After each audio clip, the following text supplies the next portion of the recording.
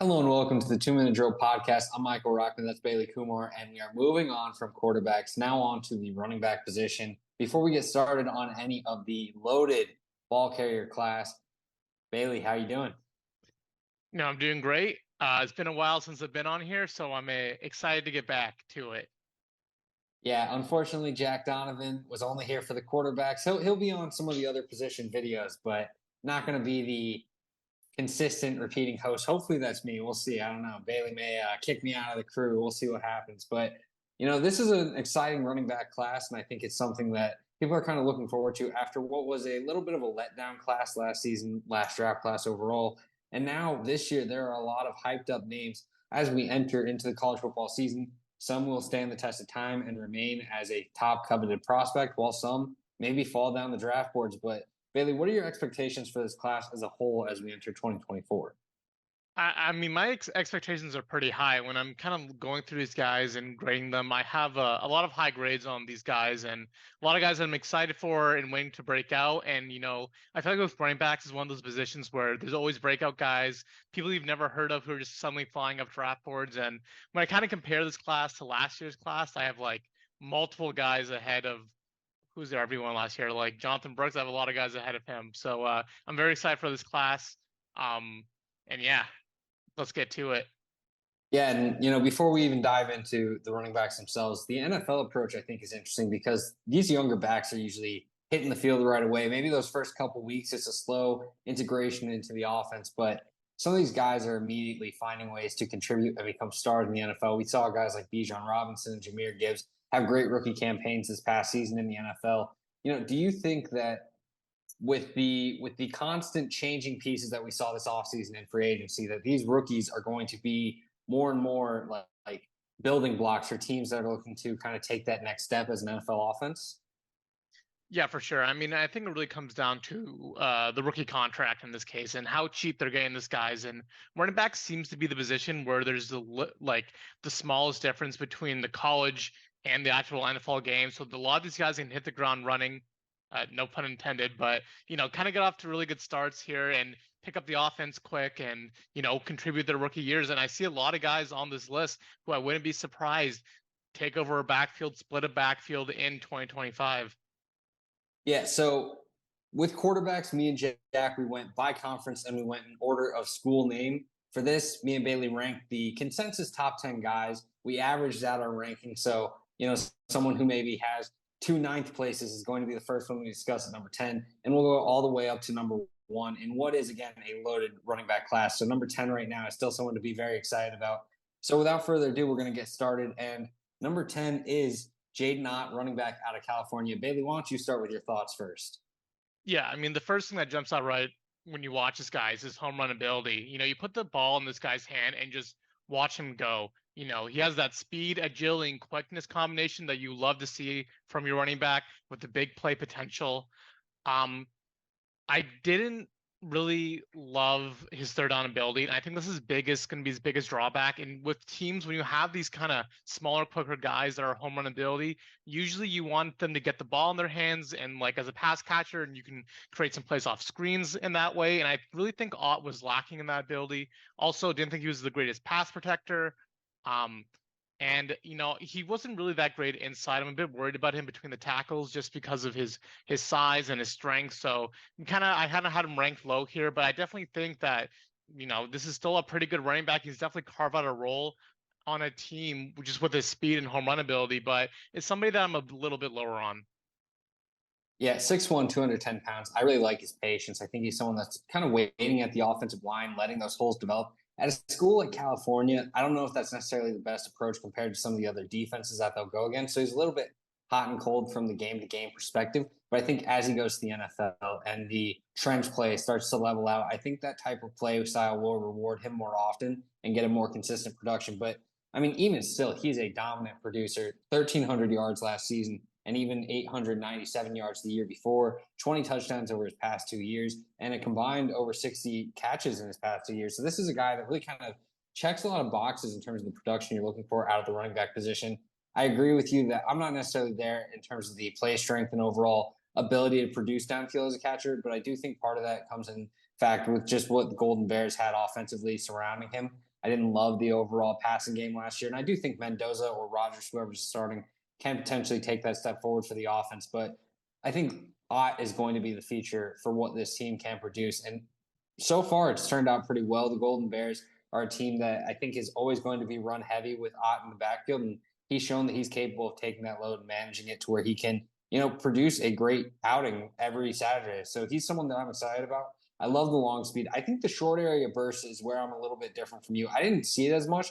I saw the long speed, but I think with the patience, there were times where he was maybe waiting a little bit too long and finding himself getting hauled up in the backfield. Maybe that was just because he was waiting so much, more so than the actual athleticism himself. But I do think there's something in that regard where I want to see him, just kind of grind out some yards here and there, more so than try to wait for the big play to open up, because sometimes you got to settle for those 3 to 4 yard pickups. Yeah, I mean, absolutely. And Ott's production's not in question here. He's like you said, he's a great producer in the backfield. But I think also what you said, Cal's kind of offense doesn't suit him well because, as we said, we didn't love him in between the tackles, but that's where a lot of his, big plays happen. He's trying to kind of squirts through the middle and runs upfield and outruns the linebackers and the safeties. And, you kind of want to see him maybe in a different offense in the NFL would kind of enhance his abilities or make the most of his abilities in here. So this might be a guy who we see be a better NFL player than a college player. And he's a great college player, but just in a different offense, we might be able to see him produce more. Yeah, so we both had him ranked 9th. So he was neither of our lowest ranked back from this top 10 that we have going on. But someone who was my 10th ranked running back and your 6th ranked running back, Donovan Edwards out of Michigan. And since you're a little bit higher on him, I'll let you give your first thoughts. Yeah, and I think with Edwards, I kind of just put him at 6 because we haven't really seen him, for better or for worse. Obviously very limited with his opportunities with Corum there. His biggest thing that when we watch Edwards, the biggest thing I saw was just, he just a little bit too slow, and he has this ability to chunk out these huge plays, but then something happens, like just gets caught from behind, or maybe he just, lacks the stamina or something, which may be a concern with the bell cow ability, but he just gets caught. And this is kind of evident in other places too. Like, I don't know how to explain it, but it's just like, he has the ability to create these big plays. I think he has really, doesn't have the greatest vision, which I also kind of thought was a negative of him. He's more of an anticipatory runner where he knows where the hole's going to be, so he kind of hits it. I don't really love his vision in between the tackles, but has the ability to turn what should be a 1 or 2 yard gain into these 10, 20 yard gains, but he doesn't have the ability to turn those 10 or 20 yard gains into the 50 or 60 yard gains that you kind of want your running backs, that kind of big play ability. But he does have the ability to constantly chunk out these big chunk out yards for an offense. And he's a powerful back. He's stout. He's a good pass catcher too. I would like to see him with a bit more of an expanded role this year, and I think he will have that role with Corum done. Maybe we'll finally see him that bell cow as the bell cow from Michigan, get all those opportunities and see what he can do with 20 touches a game. Yeah, I'm excited to see what he does with the full workload. Obviously, 2023 was a little bit of a letdown season for Edwards. A lot of people were kind of thinking with Corum coming off of injury that he would be taking more of a 50-50 split, but the production just wasn't there. He was 9 yards short of 1,000 yards in 2022. Really came up short of 500 yards in 2023 on not even that much of a drop off. Is 21 less carries. So definitely a disappointing campaign for what the expectation is. But that doesn't mean that Edwards is necessarily written off. People are still excited about him, especially with how he was able to end that season with some great outings. I like the long speed. I thought that he had some explosive plays. I do think that the stamina and issues in that regard is going to be a big question mark for just converting on those long plays and turning them into touchdowns rather than the 10, 20-yard carries. But I think he's a guy that has the speed and the nimbleness. It's just about, can he continue to put the work in through the trenches? Because that was Corum's role last year, and he was able to kind of grind out the ugly carries and the crowded boxes to get the production for Michigan and kind of keep them effective and on the field and establishing new first downs and resets on drives. And now that's going to be over to Edwards. And obviously there's other backs in this offense that are going to be able to get those opportunities. Mullins is someone that is obviously going to have that opportunity. But Edwards is going to have to take the bulk of these carries. And I think now he's got to show as a 6 foot, 200-pound runner, he's a little light. Can he continue to work through the boxes, work between the tackles, and find yardage at an effective rate while continuing to provide those splash plays? And that's kind of where the question is with Edwards for me. And right now, I didn't see it in 2023, and that's what I based my evaluation off of. I didn't want to go back to 2022 too much. I looked at it just a bit just to kind of see how much I felt was different. But overall, him being 10 for me isn't necessarily me saying, oh, I think Edwards stinks or anything. It's just this is a very good batch of 10 runners that all have a lot of redeeming traits. So I'm excited about Edwards. I'm excited for Michigan. I don't think they're going to drop off as much as people think. There's going to be a lot of exciting play, and a lot of it's going to have to do with Donovan Edwards in the backfield. Moving on to number 8, and that is not Travis Etienne, but Trevor Etienne, transferring over to Georgia from Florida University. I had him as my 7th-ranked back, and you had him as the 8th-ranked back. He's actually tied with whoever we'll talk about next, but let's keep it here on Etienne. A guy that, I think he has some nice explosiveness. I think the agility and nimbleness is very evident, and he's got a nice stout frame. 5'9", I think 215 pounds. A guy that was splitting the backfield at Florida, so there is kind of the question mark of how is he going to be able to do with his own backfield, with his own, sort of split carries, obviously, with Branson Robinson, but he's going to be the lead veteran back in that offense. Carson Beck's going to be there, so that's going to help kind of open up the passing game, give him some lighter boxes. But, overall, I really liked Etienne. I thought he had some really nice games, especially against Tennessee, where he was just lighting up the Volunteers defense. He showed some power. He showed some ability to work outside. I think that well-roundedness kind of offers him a nice floor to where I'm comfortable that he's going to be a contributing back. It's just the question of how high is his ceiling, and that's where I think the big holdup is for me. It's just I'm not sure if he's going to necessarily take that next step to where he's viewed as a top back in this class.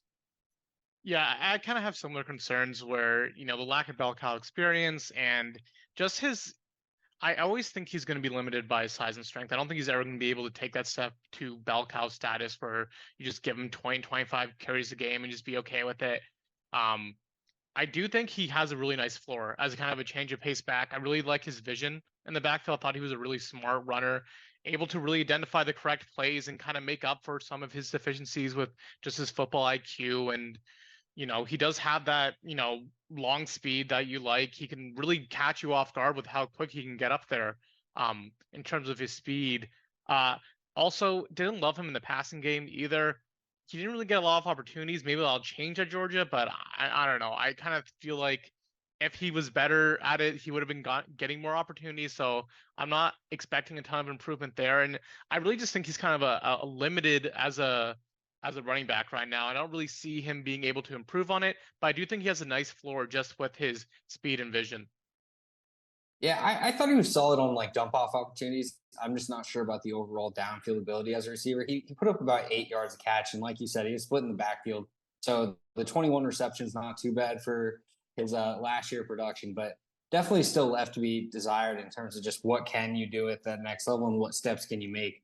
I'm excited to see him with Georgia, obviously in much better circumstance and much better surrounding team. So there's opportunity for him to succeed. But moving forward to a transfer running back who succeeded with Oregon State, now with the Miami, Florida Hurricanes, that's Damen Martinez, a guy that had the same score as Etienne, but I had him at 8 and you had him at 7. We're going to say tie goes to Bailey here because we have another tie that's going to go in my favor later, but I'll let you take the lead on Damen Martinez. Yeah, this guy is probably the weirdest running back in the class of the guys I've watched. And to be honest, I kind of just love how weird he is. I think his uniqueness is really going to help him out in terms of standing out from these other backs. Obviously, the first thing you mentioned with Martinez is, verified 241 pounds. What the hell? Kind of a weird skill set for a guy with his size. You kind of expect him to be more of a gap power guy, just ramming through holes, but he's really not like that. He's more of a football IQ and cut guy to create yards for himself. And, obviously that size does help him ball over defenders, and he can really I don't know, just, shake off these arm tackles, and it's hard to bring him down in the gaps, but he has the ability to really catch guys flat-footed who are underestimating him and, be able to blaze right past them. The biggest issues with him is his speed. And I don't really think he's a 3-down back either. I think he'll be like a 2-down power back.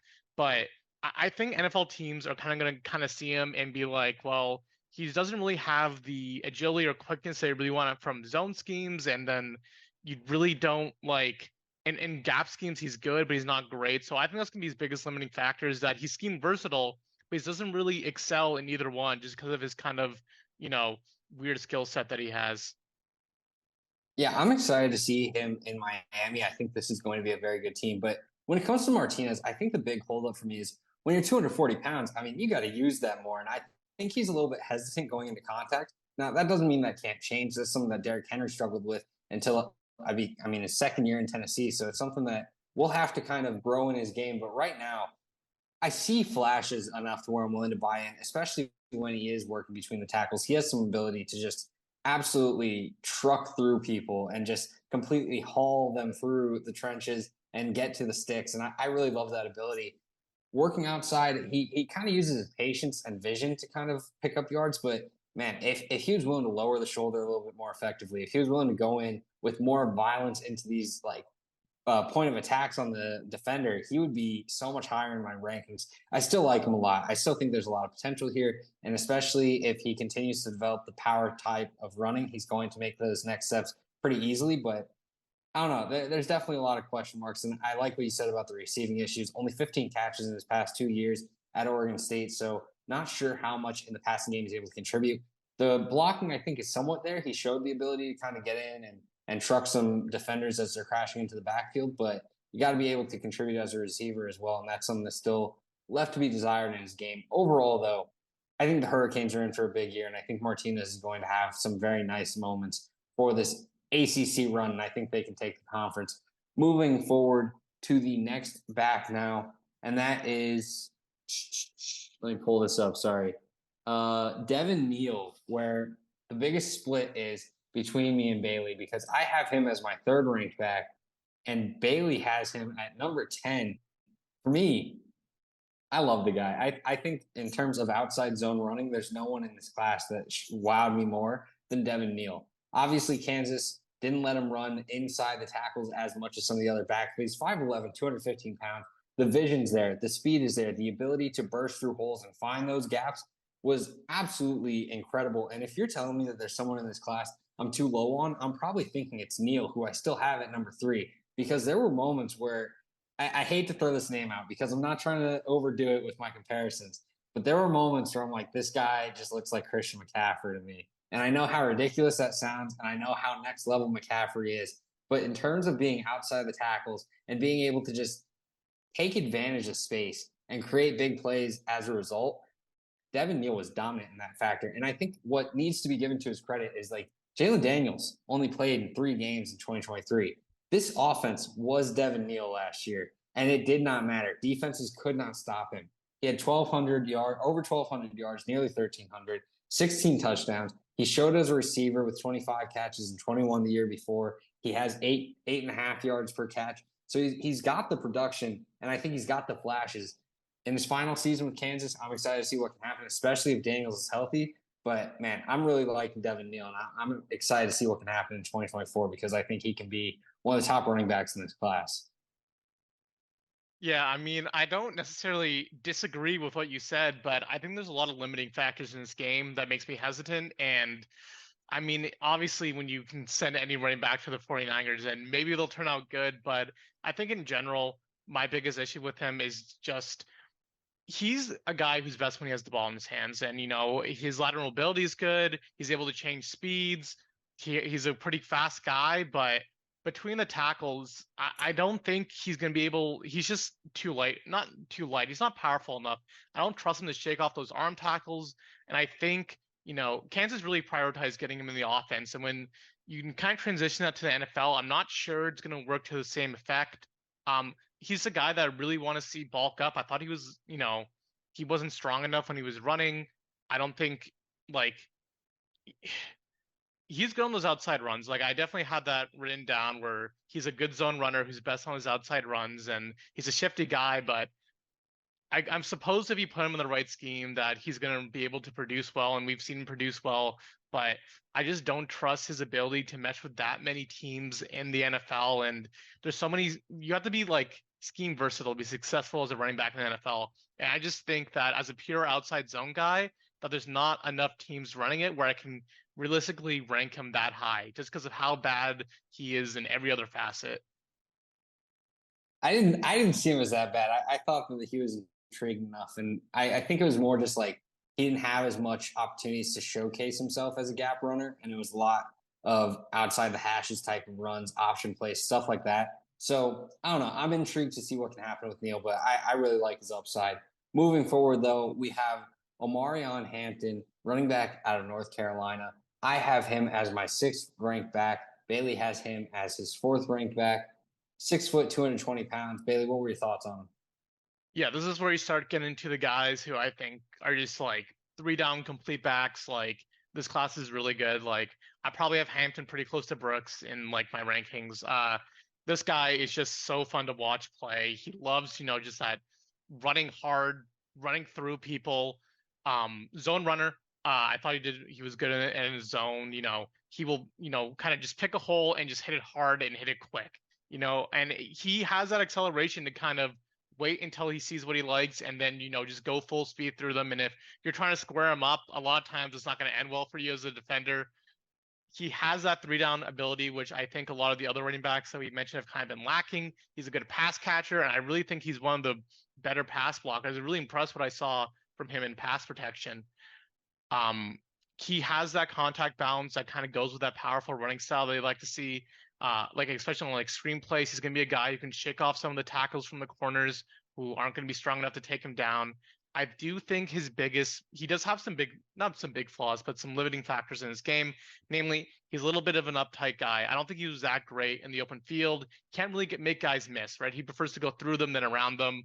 Um, yeah, and then he's not that great laterally either. So he's more just a kind of a guy who picks his hole, hits it hard, and good things happen.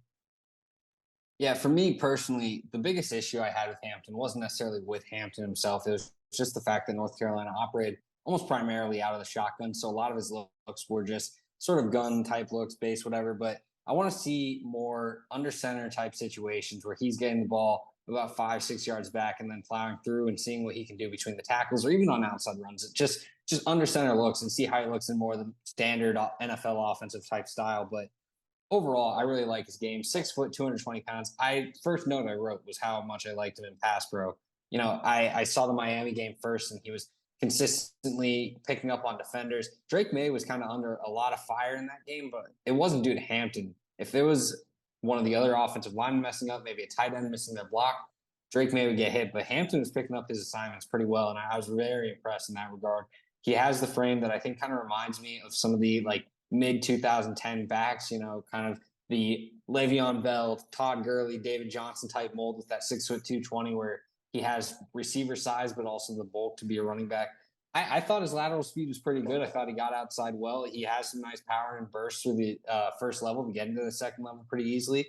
Now it's just how's he going to be as the centerpiece of this offense rather than kind of playing off of Drake May. He now has to deal with, Max Johnson at quarterback isn't necessarily a bad thing, but I think it's very clear that Hampton's going to be the new star in this offense and the centerpiece of what they do offensively. So the production is going to ride on him, and I'm excited to see how he handles that call because some of these other backs are dealing with similar situations. So it's going to be interesting to see what happens. But I really like Hampton, and he's someone that I had as a third round grade. I think he goes in that day 2, maybe early day 3 range. Kind of depends on how the league is looking for running back need, but overall, I think the talent's there. Moving forward now to TreVeyon Henderson, a guy that I had as my 4th ranked running back and you had as your 5th. Bailey, I'll let you start out with Henderson, but this is arguably one of 2 very great Ohio State running backs in this draft. Yeah, and this is a guy that I would really want to rank higher than I, ended up doing because I think he just is a really well-rounded back. I feel like he does a lot of things well. He has that ability to cut. He has that big play ability. He has that quickness, the agility, the vision. But it's just like he just obviously the injuries kind of played a big part, I think, in kind of the lack of production and the lack of what we saw from him. And I didn't really, I have here, I'm looking at my notes. I didn't really write anything about his pass blocking or his pass catching ability, so I'm not really sure about that. And I really didn't like his power. I thought he had a pretty bad inability to ground out yards in those kind of short yard situations where you just kind of need like 3 or 4 yards, and he just couldn't consistently give it to you.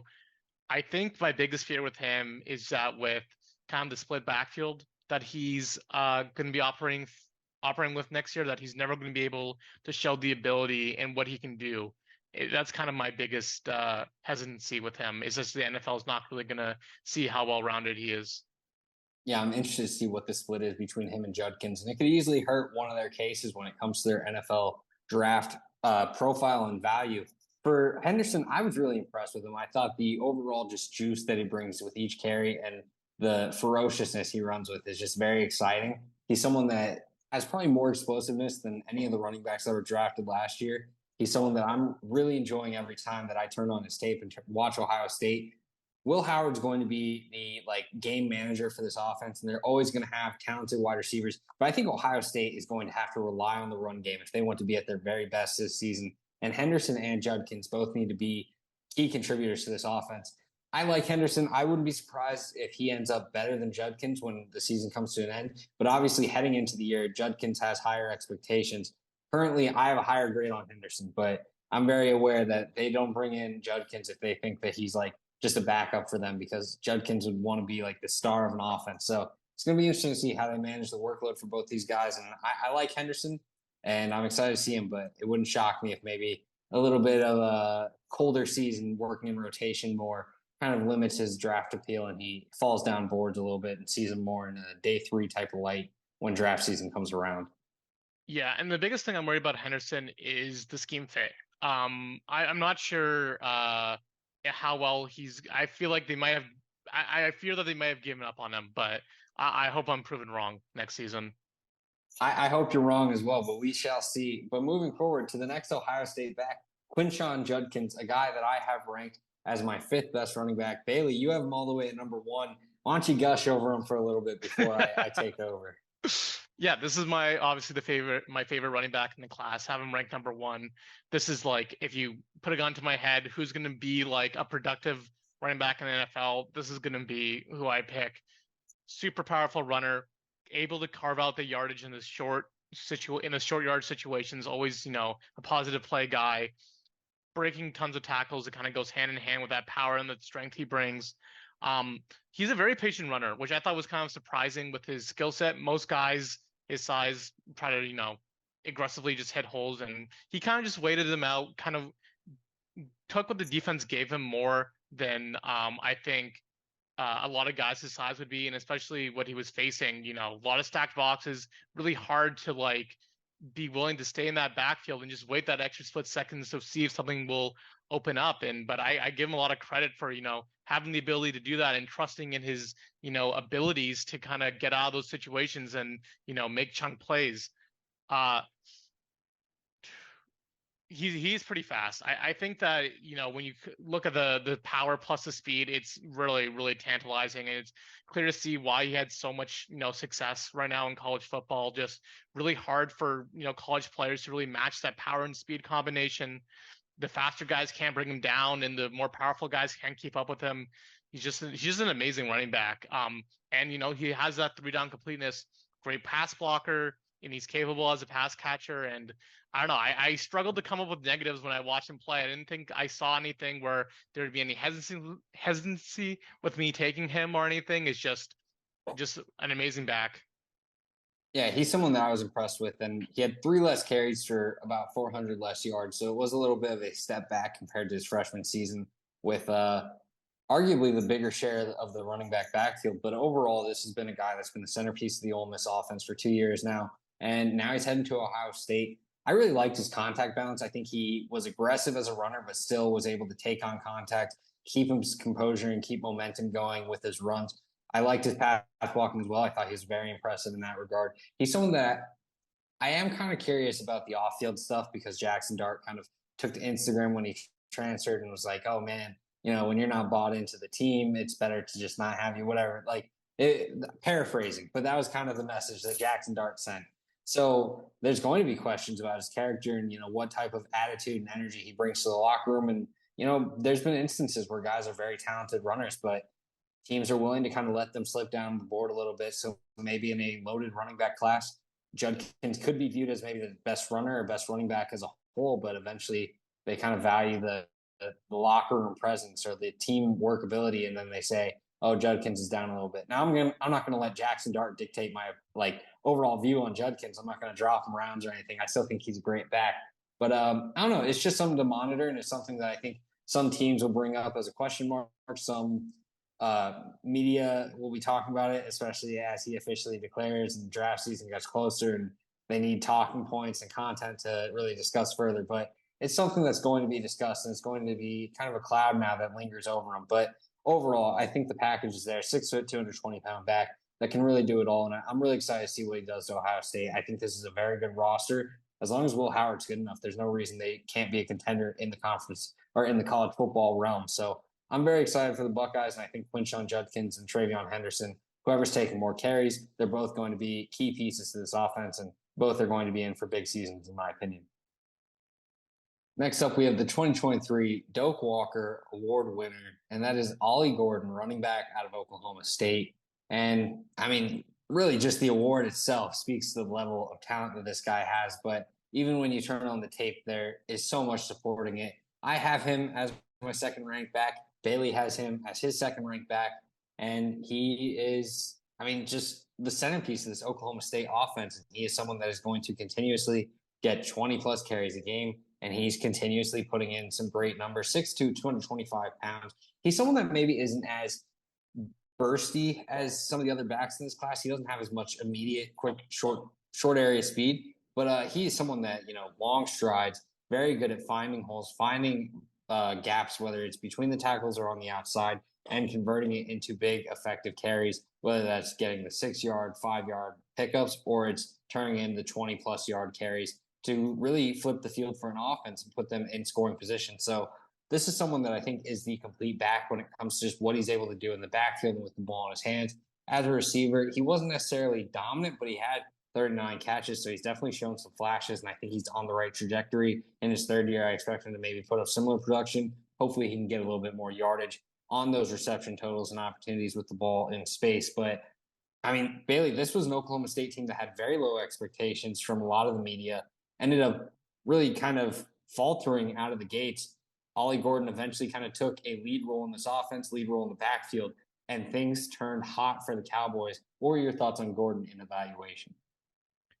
Yeah, you covered it pretty well, but Gordon was absolutely fantastic for Oklahoma State, and I think the biggest kind of thing that when you kind of watch Gordon is just his size, and he is such a well-balanced running back where he knows how to take advantage of defenses. He can really read how the defense is lined up and know how to take advantage of them. If you're slow kind of to read and react to what he does, he's going to burst through the hole. If you kind of try to over pursue or he can cut back, he can really do everything. He's such a well-rounded back.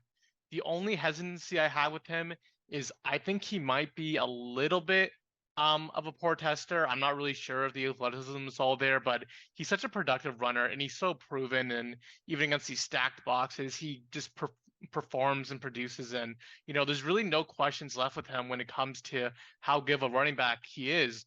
It's just more of like, where is that ceiling with him? And I do think it might be lower comparatively to some of the other running backs in this class, which is why did not have him number one, even though when you watch him play, he's clearly like one of the best. He was the best running back in college football last year, but that's why I kind of am a little bit lower on him. I still think he's like a round 2 running back, and I still do think that he, has a really, really solid floor, and he's going to be a starting running back in the NFL, but I do feel like we may see some of the guys behind him kind of leapfrog themselves ahead of him with some, off the charts testing or just some crazy, crazy athleticism that Gordon just doesn't possess. But right now he's my running back 2, but I don't really expect him to take another step forward where some of these other running backs could do that. Yeah, honestly, if you were to tell me someone that is sort of a comparison, not necessarily the same frame or anything, but similar type of college success and maybe even a little bit of a surprise at the combine.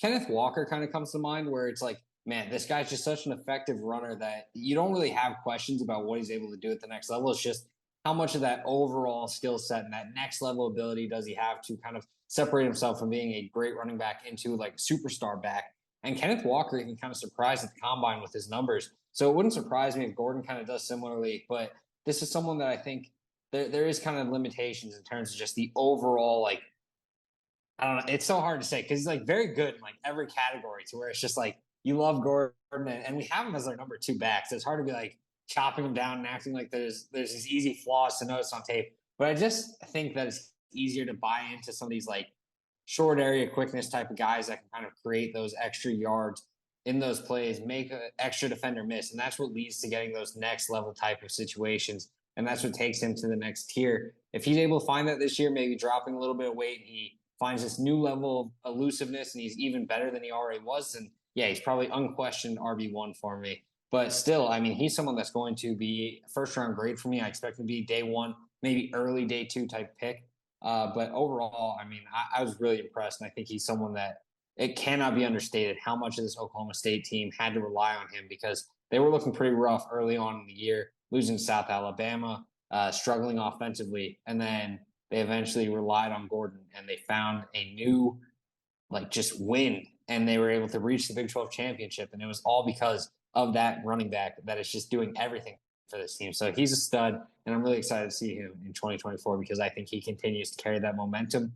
And, you know, if he does find that next level, this could be a Heisman winner. And I know for running back, that's gotten very rare, but he has the capability. Yeah, I absolutely have him as Heisman contender as one of my notes.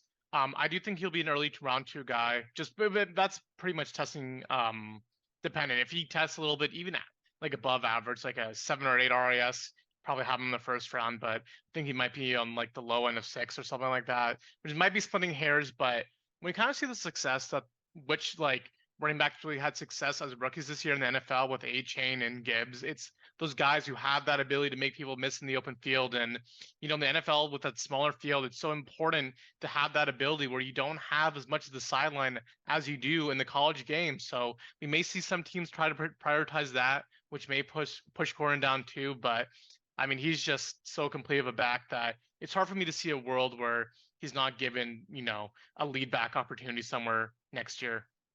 Yeah, and I do want to say, even though he maybe doesn't have like the burst and juice that some of these other backs have, I did write down that his anticipation is so good that he still is effective at finding ways to evade defenders in space to where he's able to make those big plays consistently for the Cowboys. It's just at the NFL level, that's going to get a little more difficult. And how's he going to do it against similar tier of athletes where everyone's kind of testing in a certain range and everyone's kind of producing at a certain level to where making those defenders miss and anticipating their mistakes is going to be a lot more difficult to do. But moving on to the top back, you had him as number 3. I had him as number 1. Ashton Jent, running back for Boise State, a guy that I absolutely love, 5'9", 218 pounds, a guy that I think is an amazing contributor both as a receiver or as a runner. He has big playability. He has the ability to grind it out between the tackles. I love his vision. I think he is extremely stout, but he uses that to kind of add to his frame and add to his skill set rather than letting it hinder him. This was another guy that kind of entered a Boise State offense that he wasn't necessarily expected to be the bell cow, but his production was just so undeniable that he eventually just completely took over the offense and was the star for this team. The Broncos started out a little bit cold to begin the year, and they really kind of caught fire at the end. And a big part of it is Jeanty. You know, he's someone that, in terms of skill set, he kind of reminds me of David Johnson, and I think that's probably like a little bit maybe favorable to him. And I know that Johnson was a little bit bigger, but overall, I feel like they're very similar type of players where they're able to create those big plays, able to contribute at various levels of the game. And I'm really excited for Jeanty. I think he's another guy that is a contender for a first round pick. Obviously, how the league values running back is going to kind of impact where these ball carriers fall off the board on draft day. But I think the league does it enough for playmaking running backs to where guys like Jeanty and guys like Gordon can go on day 1. I think they're very capable and very deserving if a team has the need for it. Yeah, absolutely. I mean, with Jeanty, like we just talked about with, you know, Gibbs and Etienne, oh my God, is it hard to tackle this guy? Like, you just see him in the open field and, you know, he's breaking off all these tackles. He's evading the other guy. He just has such a great combination of all these skills that make him impossible to tackle. He has that low center of gravity, kind of Austin Eckler-like, where you can't really, you got really low to take him down, but if you try to get too low, he's just going to sidestep you and run past you. He has those kind of nimble feet, catch defenders flat-footed. He's a pretty powerful runner too. You know what I mean? He can really get those legs turning, kind of get that powerful leg drive to just keep powering through arm tackles. And you combine that with a great pass catching ability. He's a really, really good running back.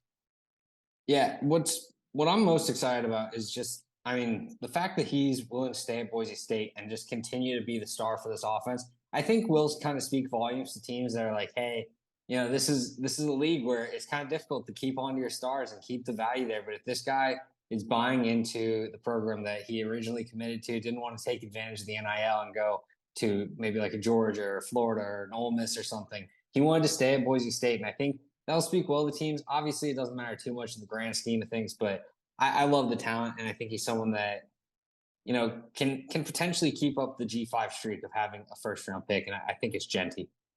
Yeah, very selfishly, I did want him to transfer up. I do think his best games were kind of against weaker opponents, and when he did play some better opponents, maybe this is more of a reflection of the team he was on. But I really did feel like he looked a little bit overmatched, but that's probably just O-line stuff and play calling difference and just overall talent difference with him. But I would love to see him behind a P5 or P4 O-line with a good QB and a good play caller and somewhere that he can maximize his abilities. I do respect the decision to stay, but as a kind of an evaluator, you kind of want to see him go to the next level and compete against the highest competition.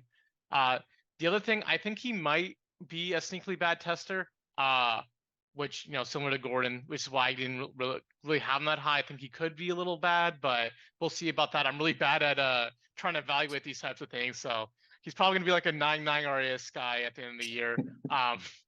And the other last negative I had against him was a bad pass blocker. He probably can improve just with that good contact balance. And, I said this before, but I really do see like an Austin Eckler-esque floor for him. And, Austin Eckler was, a really productive running back, really great in that red zone, really good as a third down back. And yeah, and he's probably, a better runner than Eckler was. So yeah, my hopes are high for this guy. I hope he continues to keep this up.